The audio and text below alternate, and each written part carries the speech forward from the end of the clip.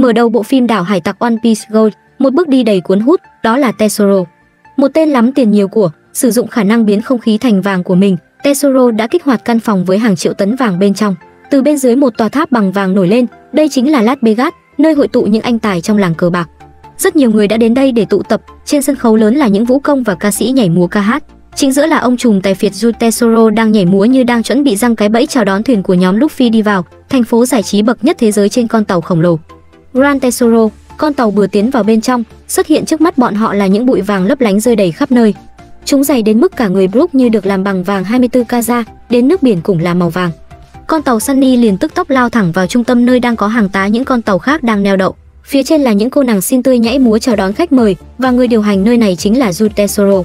Bất ngờ một con tàu đen tiến vào và uy hiếp phải giao tất cả đồ có giá trị ra đây, bọn chúng liền bắn pháo vào tàu Sunny điên cuồng. Tên Tesoro lúc này cũng đã nhận ra tàu băng hải tặc Luffy đang bị bắn phá phía dưới, hắn liền vui mừng biến hải cảng thành sân khấu. Băng hải tặc Long Long đã tiến được lên tàu Sunny. Tên tốc hồng vung kiếm chém Jojo nhưng anh chỉ đỡ bằng một thanh kiếm rồi nhảy lên cao, bọn nhãi ránh dám làm giấc ngủ của anh bị quấy rầy. Tên tốc hồng vung chém lần nữa, Jojo đã đỡ lại rồi lao đến một chiêu kết liễu hắn ta. Một tên khác đang tấn công Sanji, anh chỉ nhẹ nhàng tránh né. Hắn lại lao thẳng đến tung đấm lại bị Sanji cho một đá vỡ vụn cả cánh tay rồi tung cước hạ gục hắn ta. Đám nhãi nhép còn lại bị Robin sử dụng năng lực trái ác quỷ hạ gục. Một đám khác đang ép Nami phải giao nộp ra tiền bạc, xui cho bọn chúng lại hỏi đến người tham tiền như cô à. Nami triệu hồi đám mây sấm sét giật điện hết bọn kia. Brook lại nhẹ nhàng chớp mắt chém bay 3 tên, Fan kia sử dụng tia laser một phát bắn nát con tàu đối phương. Chopper và Usopp kết hợp hạ đám tiểu tốt còn lại trên tàu đối thủ. Lúc này tên thuyền trưởng hải tặc Long Long mới nhận ra bọn chúng đụng nhầm đối thủ nhưng đã quá muộn. Luffy đã đến tìm hắn ta, lão già liền lấy khẩu súng 6 nòng ra bắn điên cuồng vào Luffy, với cơ thể cao su Luffy liền trả lại hắn ta số đạn kia. Luffy liền tung cú đấm trời giáng đánh bại thuyền trưởng hải tặc Long Long, kết cục cả băng hải tặc này tan rã. Lúc này tên Tesoro mới tạo ra các cột nước bên dưới và bắt lấy đám hải tặc kia, cơ thể bọn chúng liền hóa thành vàng nguyên khối. Những cột tháp liền phun lên những cột nước bằng vàng chào đón mọi người đến với thành phố giải trí Grand Tesoro. Vừa cập cảng, cả nhóm đã bất ngờ về độ xa hoa và hoành tráng của sòng bạc này. Một cô gái tóc đỏ liền bước đến chào hỏi cả băng. Sanji thấy gái đẹp liền nhanh chân chạy đến chào hỏi. Cô ta tự giới thiệu mình là Baccarat, là người chuyên tiếp những khách VIP.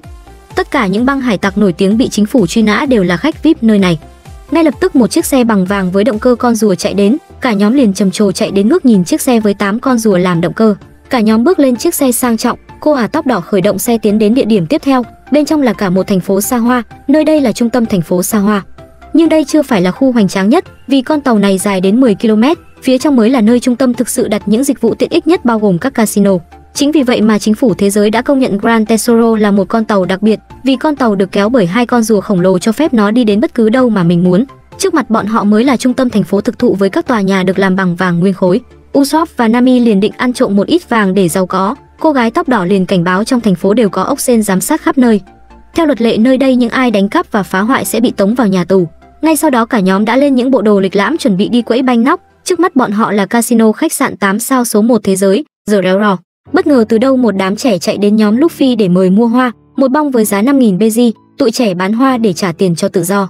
Luffy liền không hiểu chuyện này là sao, cô gái tóc đỏ bước đến đe dọa lũ trẻ phải quay trở về. Tại một nơi khác, ông trùm Tesoro đang uống rượu cùng Karina, một tên kỳ quái đã xuất hiện từ nền nhà đến để thông báo cho ông ta về băng mũ rơm. Vì băng mũ rơm đã đánh bại Dolalamigos đã gây thiệt hại cho hắn ta, vì vậy lần này hắn âm mưu trả thù cho việc này. Một tên sâu rượu bước đến chế giễu mũ rơm là một tên nhãi nhép mơ mộng trở thành vua hải tặc. Tesoro đổ ly rượu xuống sàn hỏi hắn ta điều gì làm hắn ta cười trước mặt mình. Tên kia liền sợ hãi bước lùi. Tesoro tháo chiếc nhẫn ra rồi ném về phía tên kia khiến hắn bị trói lại. Tesoro liền cười đáng sợ rồi tiễn hắn ta lên đường. Sau đó Tesoro đã ra lệnh bắt đầu tiến hành kế hoạch với băng mũ rơm. Trong khi đó nhóm mũ rơm đã tiến vào sòng bạc casino.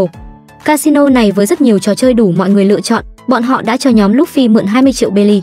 Luffy nhanh tay lấy một ít rồi chạy đi trước. Usopp và Chopper liền chạy theo sau. Luffy, Usopp và Chopper đã tham gia cuộc đua với phí tham gia lên đến 1 triệu belly. Các đội đua đã sẵn sàng. Trận đấu bắt đầu, xe số 5 đã vươn lên dẫn đầu và đang bỏ xa các xe còn lại. Xe số 3 liền nã đạn bắn bay xe số 5 khiến xe số 3 giành vị trí dẫn đầu. Hắn liên tục bắn pháo khiến các xe khác gặp rất nhiều khó khăn. Trước mặt là vòng cua gấp. Tên đần này lại muốn chạy thẳng, cuối cùng cả chiếc xe đã rơi xuống phía dưới, giờ chỉ còn lại 4 chiếc xe. Xe số 6 chính là nhóm mũ rơm đã vượt mặt các xe khác vượt lên giành vị trí thứ 2. Chiếc xe hồng đã bắn dầu bôi trơn khiến chiếc xe bị mất lái. Usopp đã khởi động lại chiếc xe để đuổi theo. Lão già đang cười đắc ý liền bị hất văng xuống vách núi, nhưng hắn ta liền bị chiếc xe đỏ vượt mặt. Bất ngờ đằng sau là xe của Luffy đang tiến đến. Một con trâu đã ném rơm khô vào nhóm Luffy để cản trở bọn họ, khiến chiếc xe lao xuống vách núi. May mắn Luffy đã dùng tay kéo cả chiếc xe quay trở lại đường đua theo sau hai xe kia. Đội nào sẽ giành chiến thắng đây? Trong tích tắc đội Luffy đã giành chiến thắng suýt soát trước hai xe kia. Tiếp đến là những trò chơi khác, bọn họ liên tiếp thắng đậm hết trò chơi này đến trò chơi khác. Số chip đã kiếm được đến 30 triệu belly, cô gái tóc đỏ lại đến mời bọn họ đến phòng VIP để chơi trò chơi được ăn cả ngã về không. Nếu thắng bọn họ sẽ trở thành tỷ phú. Nami liền đồng ý chơi trò chơi. Ngay sau đó cả nhóm được đưa đến gặp người quản lý Tanaka, ông ta có khả năng đi qua bất kỳ đồ vật nào. Ngay sau đó cả nhóm được đưa qua bức tường đến phòng VIP. Hải quân cũng có mặt tại đây, nhưng vì Grand Tesoro được chính phủ thế giới công nhận là khu vực trung lập nên trên con tàu này hải quân không được đánh hải tặc. Trò chơi đầu tiên là xúc xắc, một ông già liền ném 2 viên xúc xắc khổng lồ lên trời rồi đựng nó bằng một cái cốc lớn. Sau đó ông ta liền dùng chiếc rìu xoay một vòng trên trời và đập đầu mình vào chiếc cốc để phá hủy nó trong sự ngỡ ngàng của nhóm Luffy. Cô gái tóc đỏ nói rằng sẽ cho bọn họ mượn 300 triệu belly. Tên ngốc Luffy lại tự ý đặt hết vào trò chơi. Kết quả cậu lại thắng đậm, bất ngờ tên Tesoro đã đến đây để gặp nhóm Luffy. Hắn tự giới thiệu là chủ nhân con tàu này tên là Yu Tesoro. Luffy đáp lại giới thiệu mình là vua hải tặc tương lai. Tesoro liền mời Luffy đánh một ván cược với hắn ta. Nếu thắng sẽ được đặc cách nhận lại gấp 10 lần tiền cược, nhưng nếu thua bọn họ sẽ không phải trả gấp 10 lần. Luật chơi quá lời cho nhóm Luffy. Luffy đồng ý với điều kiện kia. Luffy đã đặt hết số chip kia. Cô gái tóc đỏ liền cởi khăn tay ra rồi chạm vào người Luffy. Trò chơi bắt đầu. Kết quả Luffy đã thua. Tesoro vỗ tay cười nhẹ vì đây là màn trình diễn của cô ả tóc đỏ Baccarat. Cô ta đã ăn trái Raki. May mắn hoàn toàn, kẻ nào bị cô ta chạm vào thì sẽ thay đổi vận khí. Lúc này cô ta đã lấy hết vận may của Luffy. Bất ngờ bụng Luffy đau đớn rồi cậu đạp võ chuối khiến cả người văng vào bức tường. Đám thuộc hạ của Tesoro đã tiến đến bao vây lấy bọn họ. Những kẻ ngốc bị lừa tại sòng bạc này sẽ mãi mãi là kẻ thất bại. Tesoro liền đòi tiền thua từ nhóm Luffy là 320 triệu belly. Nhưng bọn họ làm gì có từng đó tiền để trả. Hắn ta yêu cầu bọn họ làm việc cho mình để trả nợ, nếu không muốn hắn sẽ cưỡng chế thu hồi tài sản. Nhóm Luffy chuẩn bị chiến đấu thì cô ả tóc đỏ giã vừa ngã ra đất. Tên hám gái Sanji đã chạy đến để cô ta chạm vào. Điếu thuốc làm bộ áo của anh bị cháy rồi đạp võ chuối khiến Sanji bị hạ gục. Tên Tanaka đã biến mất rồi bất ngờ tấn công bọn họ. Hắn lại bất ngờ tấn công. Funky dùng cú đấm sắt vào mặt tên đầu sắt kia. Kết quả cú đấm của anh bị chặn lại. Jojo tiến lại đối đầu với tên Tesoro kia. Cậu ta lao đến tấn công Tesoro nhưng ông ta đã biến hai chân Jojo thành vàng khối. Jojo nhảy lên liền bị con rồng vàng đằng sau bay đến ngăn cản. Cơ thể Jojo giờ sắp bị hóa vàng hoàn toàn. Năng lực của Tesoro là vàng. Hắn ta đã ăn trái Goju. Mọi thứ hắn chạm vào sẽ trở thành vàng theo ý của hắn ta. Lúc tới thành phố này bọn họ đã tắm mưa vàng. Tại thời điểm đó tất cả thành viên nhóm Luffy đã bị vàng của hắn ta chiếm lấy cơ thể. Hắn ta đạp Jojo văng ra rồi đứng lên người của anh. Hắn lại đòi 320 triệu belly kia. Ngay từ đầu bọn họ đã bị hắn ta lừa. Nami bị Karina khống chế, cô liền nhận ra cô ta. Sau đó cô đồng ý trả số tiền nhưng cần thời gian chuẩn bị. Tên Tesoro đồng ý cho thời gian là 12 giờ tối mai phải nộp đủ tiền, nếu không đồng đội của bọn họ sẽ bị xử tử công khai. Lúc sau nhóm Luffy đã bước ra an toàn, nhưng Jojo lại bị giữ lại. Nhưng trước tiên bọn họ cần đi ăn trước cái đã. Bất ngờ một cô gái tóc tím vô tình chạm vào người Nami, nhưng liền bị Nami bắt lại. Cả hai đã ăn trộm ví lẫn nhau vì là bạn cũ. Cô ta chính là Karina, hai người từng quen biết nhau trong lần ăn trộm tại Biển Đông. Ngay sau đó bọn họ đã đến nhà hàng để ăn uống. Tại đây Karina đã nói rằng vì cô là thuộc hạ của Teroso nên không còn cách nào khác. Nami nghĩ rằng Karina đang nắm đến số tiền của Tesoro vì 20% số tiền belly đang ở thành phố này. Đối với một tên trộm lấy được nó là vinh dự lớn nhất. Karina liền cầm lên chìa khóa mở ra dương kho báu. Cô ta đang nhắm tới 500 tỷ belly của hắn ta. Cô ấy nói rằng Tesoro đã quyên góp số tiền này cho Thiên Long Nhân, vì thế hắn có thể điều khiển được Thiên Long Nhân theo ý muốn. Vì vậy mà chính phủ và hải quân làm ngơ cho hắn ta. Một đế chế ngầm do Tesoro điều khiển bởi tiền trong thế giới này. Cô ấy rủ hội Luffy tham gia kế hoạch trộm số tiền này.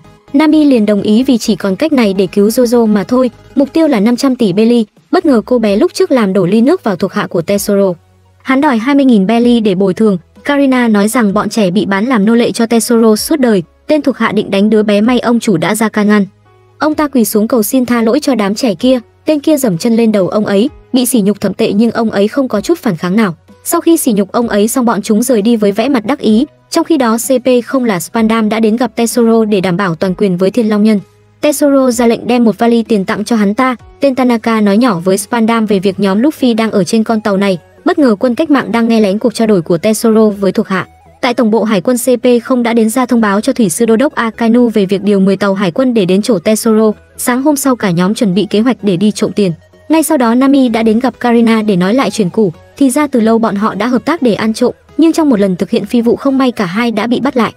Karina đã cầu xin được thả ra và cô ta sẽ đưa cho bọn chúng tất cả số tiền mà mình có. Karina đã bỏ lại Nami để chạy trốn một mình. Cuối cùng Nami đã phải đến chỗ cất dương báu của mình để trả cho bọn chúng. Không ngờ Karina đã ăn trộm tất cả và để lại một tờ giấy. Karina lại nghĩ mình không làm sai vì điều đó. Kế hoạch trộm của bọn họ bắt đầu, bọn họ sẽ tiến vào tòa nhà này nơi đang chứa 500 tỷ belly. Bọn họ không được phá các bức tường bằng vàng vì Tesoro là người tạo ra chúng, chính vì hắn ta có sự liên kết với tất cả vàng trong thành phố. Bọn họ sẽ tiến vào bằng cầu thang xoắn ốc này, nhưng vì nơi này có rất nhiều ốc sên truyền tin nhưng nó cũng có lỗ hổng, nhóm A sẽ treo lên tầng cao nhất để tới phòng điều khiển. Nhiệm vụ là phải ngắt kết nối với ốc sên chủ với những ốc sên giám sát cầu thang khác, còn lại nhóm B sẽ đi cầu thang máy đến phòng VIP, đi qua chỗ tên Tanaka để đến tầng cất tiền, vượt qua bảo vệ để đến cầu thang xoắn ốc. Bọn họ sẽ dùng chìa khóa này để mở kho cất tiền để đánh cắp. Sau khi đánh cắp số tiền xong, bọn họ sẽ vận chuyển bằng các chiếc vali khách sạn từ cửa chính ra bên ngoài. Như đã kế hoạch, Luffy và Franky đang leo lên tầng trên cùng, nhờ vào thiết bị mới của Franky để leo dễ dàng hơn.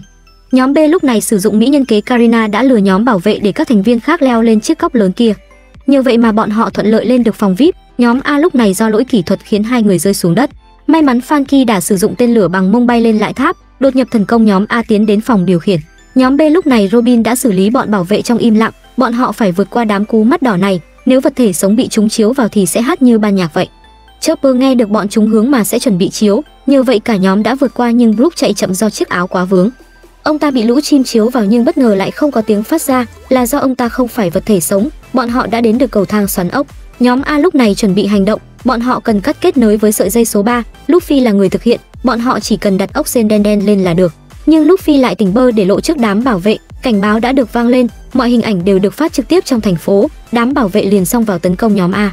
Franky bắn lựu pháo rồi nhanh chóng hai người chạy trốn, nhưng Franky đã bị tấn công bởi một sợi dây vàng, đó là Tesoro và Tanaka. Hắn ta phát trực tiếp cảnh Jojo bị treo trên đài.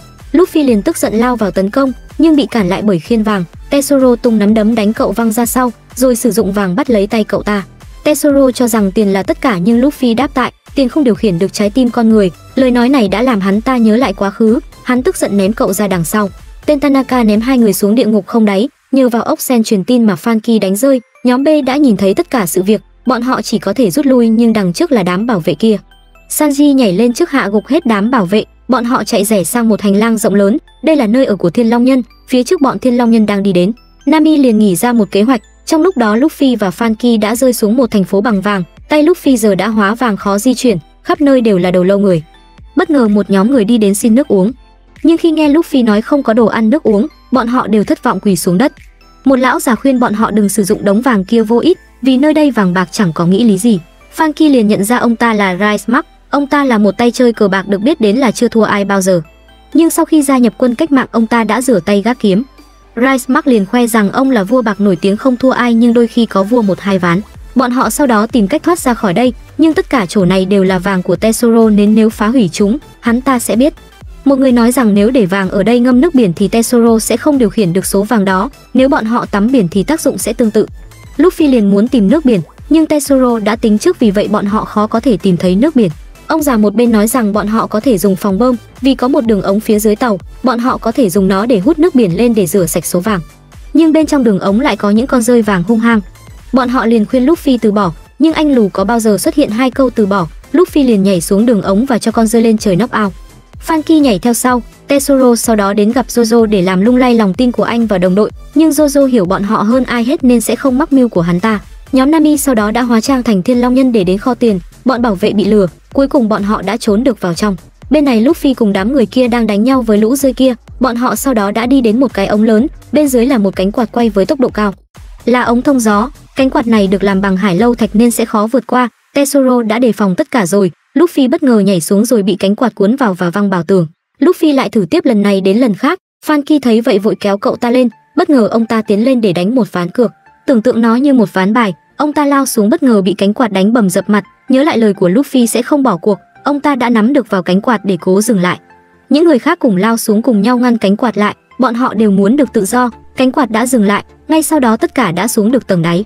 Nami lúc này cũng đã đến phòng chứa tiền, Karina liền mở cánh cửa ra, bất ngờ bên ngoài Tesoro ra hiệu màn trình diễn bắt đầu, hóa ra nhóm Nami đã bị lừa đến đây. Đằng sau chính là Jojo. Thì ra số tiền đó đã nằm trên thuyền của Thiên Long Nhân, bọn họ lại bị Karina lừa một vố. Nami bất lực quỳ xuống đất, Tesoro lúc này đang cười sảng khoái, tất cả bọn họ đều bị lừa. Bên này Luffy liền dùng đầu đập vỡ chiếc bơm, nước biển làm cậu ta mất đi sức mạnh nhưng cánh tay của cậu ta đã được hồi phục. Vàng trên người của những người khác cũng biến mất, nhưng tất cả đều nằm trong kế hoạch của Tesoro. Hắn ra lệnh tất cả cánh cửa đều đóng lại, nước biển tràn vào muốn nhấn chìm tất cả. Tesoro đã trình chiếu tất cả như một màn biểu diễn cho tất cả cùng xem. Bất ngờ lúc này Luffy đang cố để phá cánh cửa, nhưng tất cả đều ngợp thở trong nước biển. Sanji tức giận lao đến nhưng bị sợi vàng của Tesoro ngăn cản. Cuối cùng anh bị bắt lại cùng tất cả mọi người, hắn ta chuẩn bị tử hình Jojo. Trong thời khắc nguy hie cả con tàu bị mất điện, Nami liền cười đắc ý, ai mới là kẻ bị lừa đây? Từ ngọn tháp nước biển đang được bắn lên phá hủy cả tòa tháp. Những tòa tháp khác nước biển cũng đang bao phủ khắp thành phố. Tất cả mọi người vui mừng vì tự do, Jojo và mọi người đều được giải thoát. Franky và Luffy đã tới kịp lúc. Bọn họ đã biết trước kế hoạch của tên Tesoro, cuối buổi biểu diễn sẽ phun mưa bột vàng. Karina đã tiết lộ tất cả. Tất cả những gì bọn họ thấy đều là màn kịch mà thôi. Một khi có nước biển trong tay, tiền hay vàng đều không còn quan trọng. Có nước biển bọn họ sẽ không lo bị Tesoro hóa thành vàng. Bọn họ đã đối ông dần vàng thành nước biển. Tất nhiên kế hoạch này Luffy không hề hay biết. Vì bọn họ là hải tặc và có sức mạnh nên sẽ làm theo luật lệ riêng của mình. Luffy từ trên cao xuất hiện rơi xuống sân khấu mà không biết kế hoạch nào đang diễn ra. Tesoro tức giận nhớ lại quá khứ về tuổi thơ bật hạnh thiếu thốn của hắn ta. Chỉ có một cô gái làm hắn ta vui. Để cứu cô ấy hắn đã lao động cật lực để có tiền chuộc cô ấy ra. Nhưng tên Thiên Long Nhân đã bắt cô ấy đi và ấn dấu nô lệ lên người hắn ta. Rồi sau đó hắn đã ăn trái ác quỷ và hợp tác với Dojamigo. Lúc này hắn đang tức giận đấm xuống sàn nhà khiến cả tòa nhà đổ sụp xuống. Hàng tấn vàng bao phủ nhấn chìm rất nhiều người. Franky nhanh chóng giải cứu mọi người an toàn. Lúc này Tesoro đã hóa thành bộ giáp khổng lồ bằng vàng. Luffy hóa G2 lao đến tung nắm đấm, hắn ta đấm trả bằng nắm đấm đánh cậu văng ra xa. Những tên thuộc hạ khác lao đến tấn công nhóm Luffy, Jojo liền chém lão già lùi ra sau. Tanaka xuất hiện nói rằng tất cả áo giáp của bọn chúng được Tesoro tạo ra và có thể tăng sức mạnh. Giờ đây cả nhóm đang bị lũ thuộc hạ của hắn ta bao vây. Cuộc chiến bắt đầu. Bên này CP không đã bắt được Luffy, hắn định lấy mạng cậu, may có cậu bé chạy đến ngăn cản kịp thời. Từ đằng xa một đám người của Tesoro đang chạy đến, lão già Rice Mark cùng những người khác chạy đến để chiến đấu. Luffy cởi trói thành công rồi cho hắn ta ăn đấm knock out. Bên này Jojo đang chiến đấu với tên biến thái này. Jojo liên tiếp tung chiêu đánh hắn ta ra xa, hắn lại bay đến. Kiếm của Jojo bị Tesoro khóa chặt, rồi bị ông ta đánh băng lùi ra sau. Tên Tanaka lại sử dụng năng lực của mình thoát ảnh thoát hiện rồi tấn công bất ngờ vào bọn họ. Sans tức giận đá hắn ta nhưng hắn đã xuất hiện sau người Robin. Tóc đỏ lúc này đang hấp thụ may mắn của đám thuộc hạ. Usopp nhân cơ hội tấn công cô ta nhưng một tên vô tình đỡ lại cú đánh. Năng lực của là Zaki, nó khiến cô ta luôn gặp may mắn. Cô ta liền ném một đồng vàng. Một tên vô tình dẫm phải khiến tên bắn cung bánh lên trời bắt đầu chuỗi domino khiến ba người suýt bị nổ tung. Lại ném đồng xu khiến ba người bị đánh tơi tả lần này đến lần khác. Usopp tức giận tung tuyệt chiêu chạy trốn. Bên này Luffy lao đến Tesoro tấn công nhưng lại bị hắn ta đấm xuống đất. Cậu lù lại xuất hiện sử dụng hai nắm đấm lao đến đấm vào mặt hắn ta. Luffy liền chạy theo cánh tay hắn chuẩn bị tấn công thì hạm đội hải quân đã nã pháo vào Tesoro. Chỉ huy hải quân đã cảnh báo có dân thương nên ngừng bắn. Thiên Long Nhân liền hỏi cho Lucci nhưng hắn ta đã cúp máy và ra lệnh tập trung hỏa lực vào Tesoro. Bọn họ chỉ có thể nghe theo. Bất ngờ cả hạm đội bị Zabo quét ngang bằng ngọn lửa lớn. Zabo đã xuất hiện để ngăn cản bọn hải quân. Tesoro liền bắn tia laser phá hủy tàu hải quân. Lúc này Lucci và Jojo lao vào tấn công lẫn nhau. Bên này Luffy lại tiếp tục tung cú đấm hỏa quyền đánh hắn ta. Tesoro đáp trả bằng cú đấm trời giáng thổi bay tất cả mọi thứ. Karina lúc này đang rất sợ hãi. Hắn định giẫm đạp cô liền được Nami cứu nguy. Hóa ra vào ngày hôm đó Karina đã tìm cách cứu Nami. Cô ấy đã cố tình lấy kho báu để đánh lạc hướng bọn chúng, giúp Nami có thể chạy thoát an toàn. Bất ngờ Nami bị bắt lại. Luffy lại xuất hiện yêu cầu thả Nami ra. Hắn liền ném cô xuống đất, may mắn Luffy đã cứu cả hai. Cùng lúc Robin giăng lưới cứu hai người. Cánh tay Tesoro bất ngờ bị phá hủy. Luffy hóa Gear 4 phá nát cánh tay hắn ta. Cậu lao lên tung đấm đánh cả người hắn ta đổ sụp xuống đất. Tanaka lúc này bị Robin bắt lại vì năng lực của hắn chỉ xuyên qua được thứ vô cơ mà thôi. Sanji đi đến tức giận cho hắn ta một liên hoàn đá hạ gục hắn ta. Bên này tóc đỏ lại ném đồng xu. Usopp liền bắn đạn vào đồng xu kia. Cậu liền tấn công cô ta, bất ngờ ăn chọn cú đánh. Hóa ra cái túi kia là máy đánh bạc, nó đã lấy hết may mắn của cô ta. Cuối cùng bị hạ gục. Bên này Jojo đã né đòn ông ta. Cậu liền tung chiêu vòi rồng đẩy hắn ta lên trời. Một chém phá hủy cả bộ giáp kết liễu hắn ta. Đám thuộc hạ thấy vậy sợ hãi bỏ chạy tán loạn. Tên Tesoro lại sử dụng sức mạnh chia cắt tất cả mọi người. Hắn muốn nhấn chìm tất cả mọi người trong vàng. Luffy tức giận lao đến, hắn ta tung đấm, cả hai đối đầu nhau tạo ra cảnh tượng sáng chói. Luffy đã đỡ được cú đánh rồi đẩy lùi phá hủy cả tòa tháp, đánh bại Tesoro khiến hắn rơi xuống tàu hải quân. Tên truy nã Tesoro đã bị bắt nên trận chiến của Luffy và Zabo cùng ngừng lại. Lúc này chỉ còn hơn 1 phút trước khi cả con tàu bị nhấn chìm, tất cả mọi người đang được sơ tán thành công. Thời gian đếm ngược bất ngờ nó chỉ là màn bắn pháo hoa. Hóa ra Karina đã lừa tất cả mọi người để đánh cắp con tàu. Đến đây là hết tập phim Đảo Hải Tặc One Piece Go rồi. Các bạn cảm thấy bộ phim này thế nào? Hãy để lại bình luận phía dưới nhé. Đừng quên bấm nút đăng ký kênh tớ review phim nhé. Còn bây giờ xin chào và hẹn gặp lại các bạn yêu quý của tớ nhé. Bye bye các bạn.